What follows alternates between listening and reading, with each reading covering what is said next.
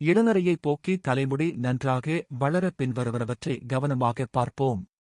கூந்தல் வளர 300 மில்லி தேங்காய் எண்ணெய் அல்லது நல்லெண்ணெயில் 150 மில்லி கரிசலாங்கண்ணி சாற்றை கலந்து காய்ச்சி பதம் வந்ததும் வடிகட்டி வைத்துக் கொண்டு தலைக்கு தடவி வந்தால் தலைமுடி நன்றாக வளரும்.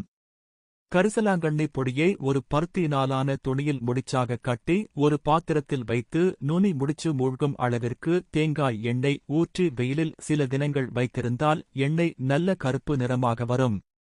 பிறகு எடுத்து வடிகட்டி இத்தைலத்தை தினமும் தலைக்கு தடவி வந்தால் இளநரை மாறிவிடும்.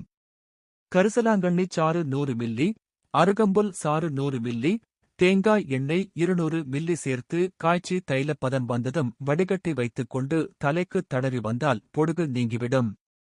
கரிசலாங்கண்ணி சாற்றை தினமும் குளிக்கும் முன்பாக தலையில் தடவி சிறிது நேரம் வைத்திருந்து குளித்து வந்தால் இளமையில் தலை வழுக்கை நீங்கி முடி வளரும். நரையும் மாறிவிடும்.